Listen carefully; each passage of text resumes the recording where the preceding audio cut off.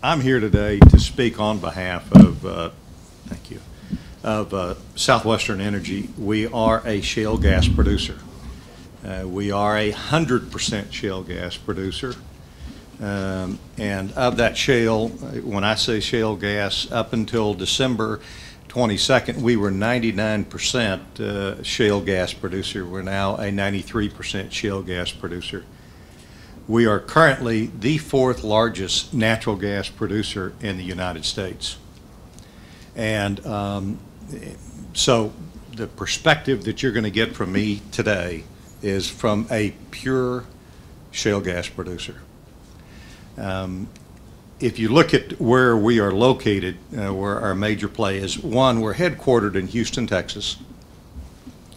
Our company, we've got roughly 2,800 employees. But interestingly enough, and sitting next to Devon, we were the second shale gas play to be discovered in the Fayetteville Shale. We discovered the Fayetteville Shale, where we currently have about almost 900,000 acres remaining that we are developing. We've already put down over 4,000 wells in the Fayetteville Shale.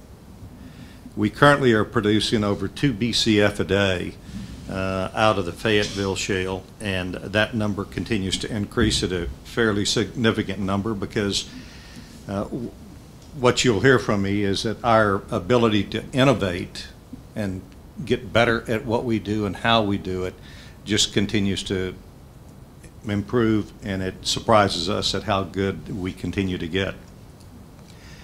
The other area I'll call your attention to is where A and B are up in the Marcellus. Because the Marcellus Shale, we are now the second largest producer in the Marcellus Shale. And with our acquisition, our recent acquisition from Chesapeake, we have almost 800,000 acres up in the Marcellus Shale there as well. And you know, I always have to go back to this map. You have to use this map. If you're talking about shales and you don't have this map, then you haven't done your job. Because it's just significant, because every time EIA produces a new map, there are more shale plays. There's more that gets developed. But I am here to tell you today that the most prolific of all of the gas shale plays in North America is the Marcellus and Utica. It will drive the market. It is driving the market today, and it will only continue to grow in significance. The wells that we have up in, that we are producing up in the Marcellus right now, and we're producing 1.2 billion cubic feet a day in the Marcellus. And so let me draw a little contrast. We've been in the Fayetteville Shale now for 10 years. We've been in the Marcellus Shale for only 5 years. And what we've been able to achieve in those 5 years is just staggering. The wells are so much better. Our wells up there are producing on average 6 to 8 million a day, whereas in the Fayetteville Shale, while the average until recently, until last year, was 2.8 million a day wells, those wells are now 4.2. And as we continue to innovate and we continue to get smarter at what we do, it just means that we're going to have plenty of gas to ship down here into the southeast. In fact, this slide here, I think, continues to say it, and it will continue to say it, and this has been updated from the Potential Gas Committee as of last week, actually, when they came out with their new numbers and ICF's new numbers. And I don't care what group you want to look at. When you say what's the reserve, what's the resource base that we can count on as a nation and as an area, it's significant, and it just continues to grow. What's also interesting, and you saw this earlier in the Barnett Shale slides, and when I say that we continue to innovate and get better, as we take rigs down because of pricing and where pricing is, you do not see a reduction and the volume or the flow. And so what we've done here is taken, and this is as of a week ago, all the major shale plays. And if you look at the red lines are where the actual production is, and the blue are the number of rigs. And you will see in every case that production is holding stable or increasing, particularly if you go up to the Marcellus, whereas the rig count is actually flat or coming down. And that's because, again, our ability to figure out how to produce this rock and how we can maximize the value of that rock just continues to get better and better. We are, and I'll give you a good example.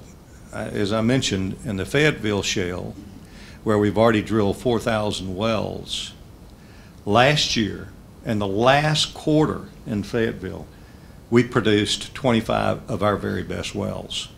And that's where those wells are now producing in excess of 4 million a day. After 4,000 wells, you'd say, didn't you guys learn anything on those first 4,000 wells? Well, yeah, we're continuing to crack the code because this is new. I mean, just think about this time continuum here. When the Barnett Shale was found, and then when the Fayetteville, and from our perspective, that was 10 years ago, the Fayetteville. In just a short period of time, we've gone from a period of a policy perspective of thinking about shortages and how do we manage in shortages to a period of how do we manage this excess supply that we have. So it's a neat time to really be in the business, and I think this chart here really shows it as well, the continuous improvement that we have seen in every category. And I'll start again in the Fayetteville because we've just got more wells down there. And you can see what it was like when we first started drilling our wells when it was 17 to 18 days, and we're down to 4 days. And last quarter we were able to drill 25 wells in less than 2.5 days. Our lateral lengths continue to improve, which means that it gives us more access to the shale, if you will, more surface, more exposure, if you will. Our well costs continue to come down. Our finding and development costs continue to come down, and as you can see what those numbers are, while production and reserves continue to grow at a significant pace. And the same thing is happening. We're repeating this, what we learned in the Fayetteville Shale up in Pennsylvania. And those are much better wells. And the neat thing about what's happening up in the Marcellus Shale, because it is such a prolific reservoir, that gas is actually coming down here to the southeast. When we look at our numbers and we study our numbers, there's going to be an excess, we think, by 2020 of an excess of about 9 BCF a day of gas supply up in the northeast, whereas there's a deficit down here in the southeast of significantly more than that. So one of the reasons why you saw the pipeline, the Atlantic Coast Pipeline coming down in this direction is because there is a need for the supply. It is a great market for the supply, and it provides tremendous opportunity. In fact, as this gas pipeline map here says, one of the issues that we have as an industry is infrastructure development. And while the Northeast continues to get a lot of the press, as they should, particularly when you're sitting on top of a resource base like what you've got up there in the Marcellus, the only thing that is needed in the Northeast is pipeline infrastructure to get it from where that resource is into the homes, into the power generators, and for continued development. And that's why it's so important right now to have these pipelines and the infrastructure developed here in the Southeast, because that's where the gas really needs to come.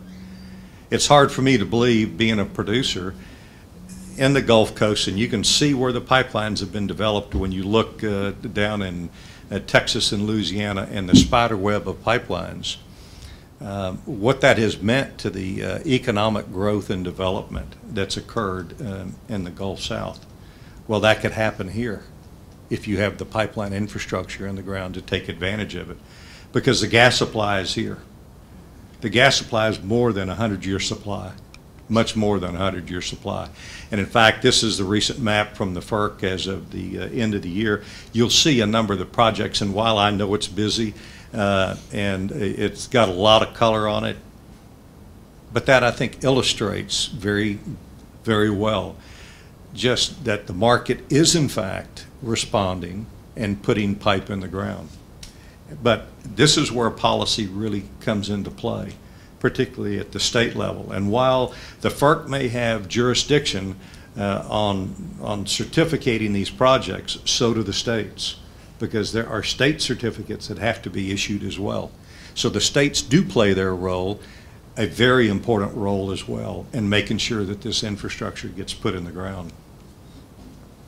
The other part of this equation here is storage and how important storage is, because while some people would say gas is really not a baseload supply, well, we're here to differ.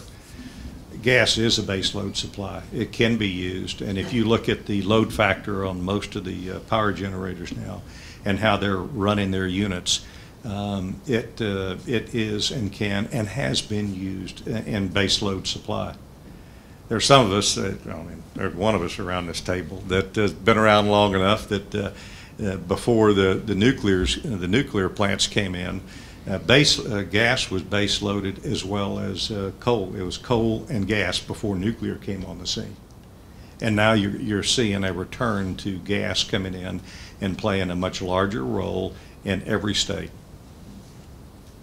And to do that, you have to have storage. Fortunately, storage is being developed in concert with the pipelines. And what does this really mean? When you have a cheap source of supply, of energy supply, that you can use and develop, it means investment comes to your state. And I think this chart here really does illustrate it as well as any that I can point to. Look at where your resources are, and look at where all of these major planned U.S. industrial projects are. And it's not surprising 201 of them are here in the Southeast, because they have access to the cheap, reliable, affordable supply. Critical. And you heard that at the very beginning, in the very beginning testimony, if you will. So it's a great story to be sitting here talking about, and then of course you've heard earlier, what does this really mean environmentally as well? If you just look at emissions and where we are and how it continues to improve with power generation and natural gas usage, and this chart here very clearly shows those benefits as well. Now, the question that I get asked everywhere I go, and I'm fortunate to get the opportunity to give quite a few speeches, is, all right, so what's going to trip you guys up? You know, what can happen? And so the real question is, what is this path to sustainability and our ability to continue to operate and to realize, you know, what this great gift is that we've got here in the United States? Well, the first thing is we have to work with our regulators, both at the state and the federal level. You know, we don't, you know, we're not cowboys. There's some that think we are since we come from Texas, but we're not cowboys. We really do understand that we've got to work with our local communities. We've got to work with our local regulators.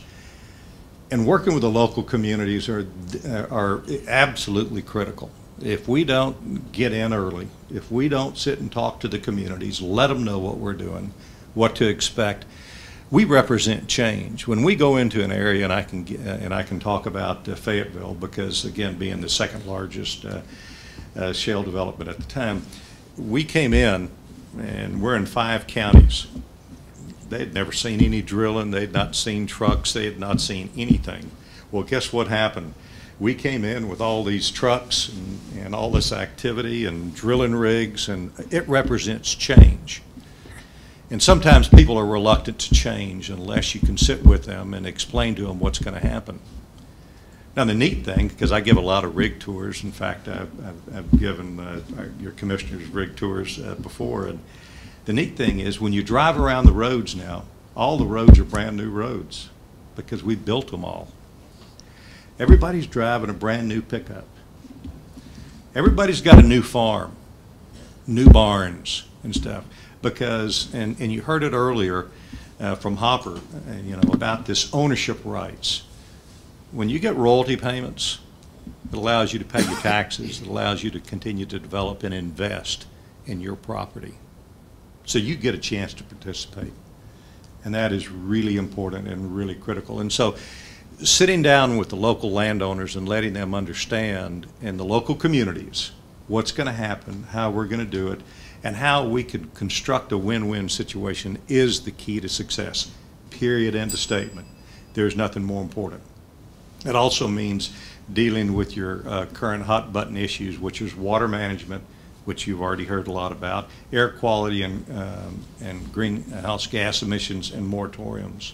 And I'm going to address those very quickly.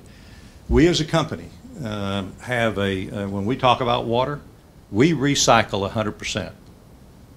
100%. Not only do we recycle 100%, but we use fresh water that we capture. In Arkansas, we have 161 ponds. We just collect the rainwater, and that's what we use. And then we recycle and we recycle. We conserve, and then we treat. The water that we treat before we discharge into the streams is so pure that we have to inject certain bacteria back into the water because it's so pure. And that's really interesting. The other thing is, a corporation, we have a commitment that by January 1, 2016, we will be a net zero user of water. And we're a company that by 2016 will be drilling 700 wells. Think about it. We'll be a net zero user of water. We're listening. We hear. Air. We know air is an issue. So what did we do? We created, and fortunately, and you'll see here in a second, through a number of our other member companies that have joined on with us, our One Future initiative, and what our vision is. And that is to make sure that we keep all emissions at 1% or below, from the wellhead all the way through the distribution system. And now we've had a number of companies who've joined us. AGL Resources is one of those, and we really appreciate that. Apache, Southwestern, Hess, National Grid, Kinder Morgan, BHP Billiton, Columbia Pipeline. These are all companies from the wellhead all the way to the distribution that have all signed on to the 1% solution. We're listening. So what does this really mean? It means, and for us to be able to continue to practice what we're preaching, means that we've got to engage our employees, which we do, our vendors, and our support, our royalty owners, because royalty owners, we have a total of 18,000 royalty owners that we make payments to, and we communicate to directly so that they can understand what we're doing, how we're doing it, and how policy decisions do have its implications, and we want to make sure they know about it.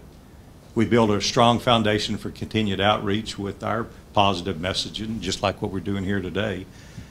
We establish community advisory committees. Everywhere we go, we have community advisory committees so that people, just like what we're doing here, can sit down and talk about it. And if you have questions, that's why we're here, to answer them. We've launched a digital presence because we also understand that if you really want to communicate these days, you better be doing it through these, because that's where people get most of their information these days. We're doing that. And then we create a campaign if needed. So when we look at it and say, what does it take to make this happen? It really says good stewardship, and being responsible. And so I know the bell's ringing, so I'll get to my conclusion slide here. We think that North America is very well situated to take advantage of this natural gas abundance. We do need the pipeline infrastructure. That is the critical component in this equation, if you will, and that technology improvements are and will continue. Thank you very much.